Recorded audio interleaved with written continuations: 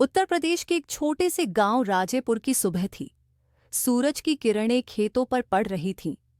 पक्षियों की चहचहाहट हर तरफ गूंज रही थी।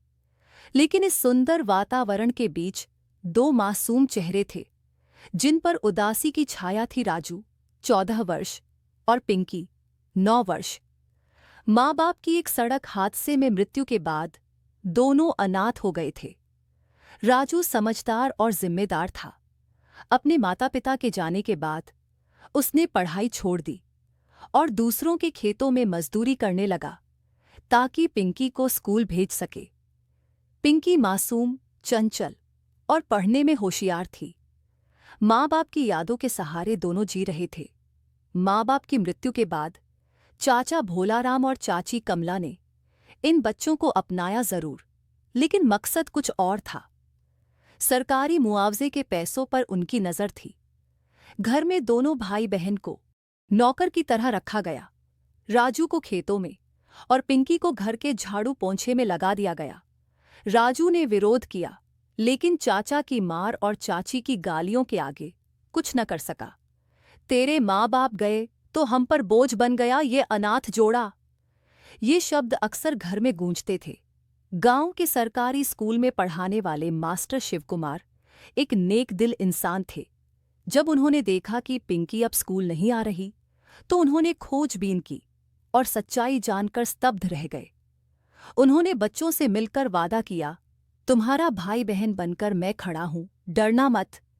मास्टर जी ने पिंकी को फिर से स्कूल भेजना शुरू किया और राजू को शाम को पढ़ाना शुरू किया। लेकिन ये बात चाचा चाची को पसंद नहीं आई।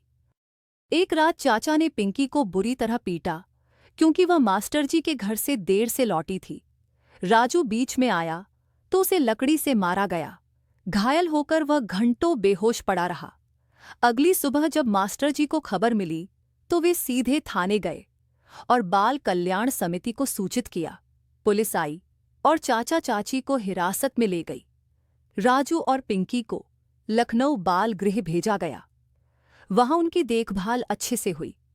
पढ़ाई, खेल और कला में दोनों ने खूब नाम कमाया।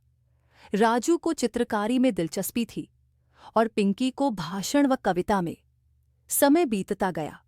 एक दिन समाज कल्याण विभाग द्वारा आयोजित प्रतियोगिता में पिंकी को पहला स्थान मिला और उसे मुख्यमंत्री से मिलने का मौका मिला।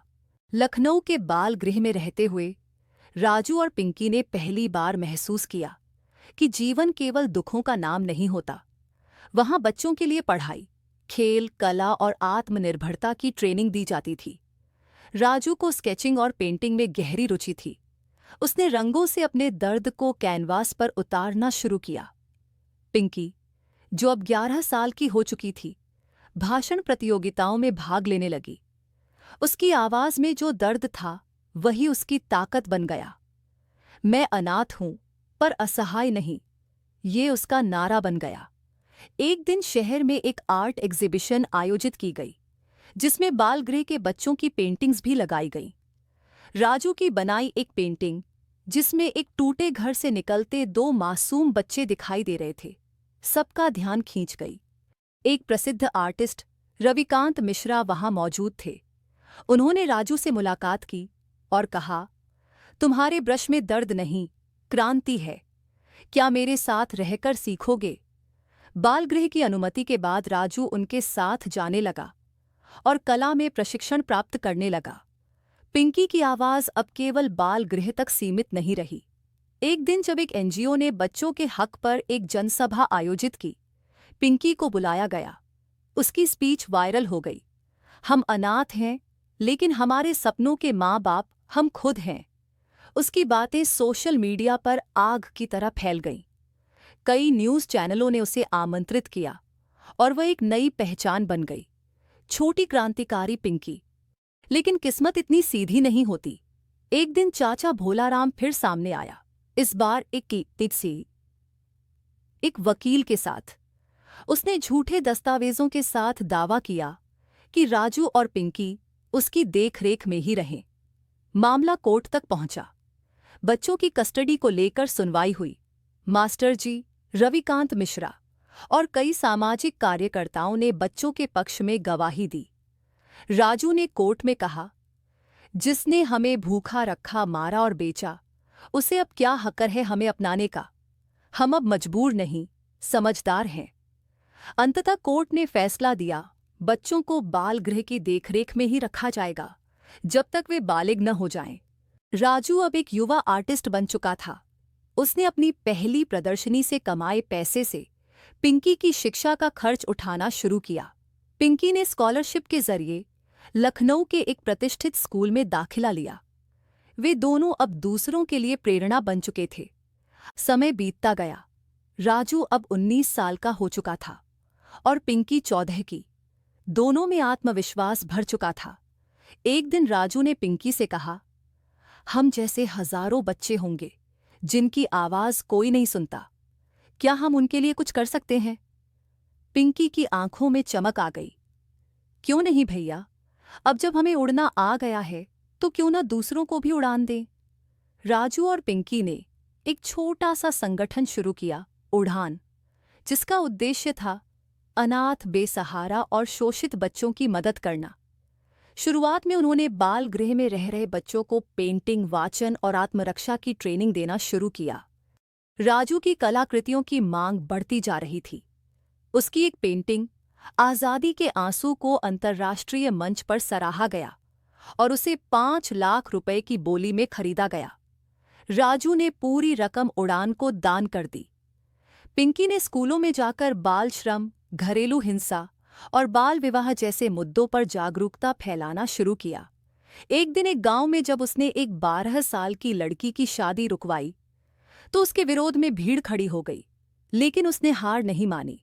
पिंकी ने कलेक्टर से मिलकर एफआईआर दर्ज कराई और उस बच्ची को बालिका गृह में सुरक्षित पहुंचाया।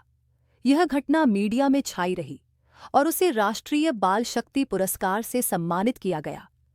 कुछ महीनों बाद पिंकी और राजू को प्रधानमंत्री कार्यालय से बुलावा आया। उन्होंने दिल्ली जाकर प्रधानमंत्री से मुलाकात की। वहां पिंकी ने कहा, हम सरकारी मदद नहीं, सिर्फ एक मंच चाहते हैं ताकि हम जैसे बच्चों की आवाज हर कोने तक पहुंचे। प्रधानमंत्री ने उनके संगठन को 1 करोड़ की ग्रांट देने की घोषणा की और उड़ान को एक राष्ट्रीय अभियान बनाने का प्रस्ताव दिया। राजू और पिंकी ने अपने गांव राजेपुर लौटकर वहां पहला उड़ान बाल केंद्र खोला, जहां कभी उन्हें अपमान और अत्याचार मिला था। अब वही लोग उनका स्वागत फूलों से कर रहे थे। चाचा भोलाराम, जो अब अकेला और शर्मिंदा था, केंद्र के बाहर खड़ा था। राजू ने उसे देखा, कुछ पल रुका और फिर कहा, आपने हमें अनाथ कहा था, लेकिन आपने हमें अनमोल बना दिया। आइए, अब हमारे साथ दूसरों की मदद कीजिए। भोलाराम की आंखों से आंसू बह निकले। वह कुछ कह नहीं। अब राजू 22 साल का और पिंकी 17 की हो चुकी थी। उड़ान अब सिर्फ एक संगठन नहीं, एक आंदोलन बन चुका था। पूरे देश में इसके 50 से ज्यादा केंद्र खुल चुके थे। विदेशों में बसे भारतीय भी इससे जुड़ने लगे। यूनिसेफ ने उड़ान को ग्लोबल चाइल्ड चैंपियन अवार्ड के लिए नामांकित किया। राजू ने चित्रकला के माध्यम से दुनिया को बताया कि एक अनाथ बच्चा भी सिर्फ दर्द का पात्र नहीं, उम्मीद का दीपक हो सकता है। पिंकी ने टेड टॉक्स जैसे मंचों पर अपनी कहानी साझा की। हर शब्द पर तालियां बजती थीं, आंखें नम होती थीं। पिंकी अब कॉलेज में थी और उसे एक स्कॉलरशिप पर ऑक्सफोर्ड यूनिवर्सिटी में भाषण देने का न्योता मिला। लेकिन ठीक उसी समय एक हादसे में लखनऊ के एक बाल गृह में आग लग गई। 15 बच्चों की जान खतरे में थी। पिंकी ने ऑक्सफोर्ड की यात्रा रद्द कर दी और सीधे घटनास्थल पर पहुंची। दमकल कर्मी और पुलिस भी उसकी बहादुरी देखकर चौंक गए जब उसने खुद एक जलती हुई इमारत में घुसकर 3 बच्चों को सुरक्षित बाहर निकाला। उसके इस साहस को पूरे देश ने सलाम किया। उसे भारत की बेटी की उपाधि से नवाजा गया। राजू की पेंटिंग की छात्रा नीरा उसे दिल दे बैठी। नीरा एक अमीर घर से थी, लेकिन बेहद संवेदनशील। उसने राजू से कहा, मैं तुमसे शादी करना चाहती हूं, लेकिन क्या तुम उड़ान से थोड़ा समय निकाल पाओगे?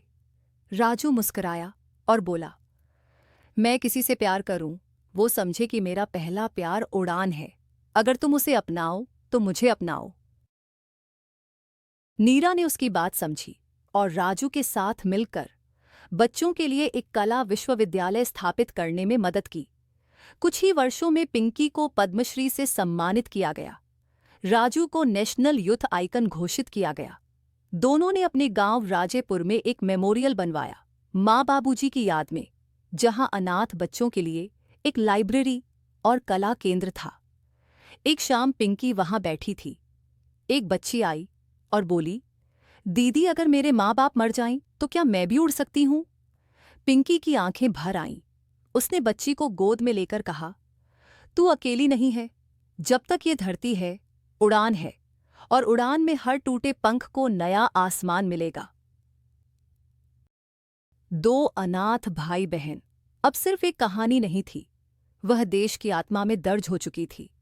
वो दिखा चुके थे कि हालात कितने भी कठिन हों, अगर जज्बा हो तो हर जमीन उड़ान बन सकती है।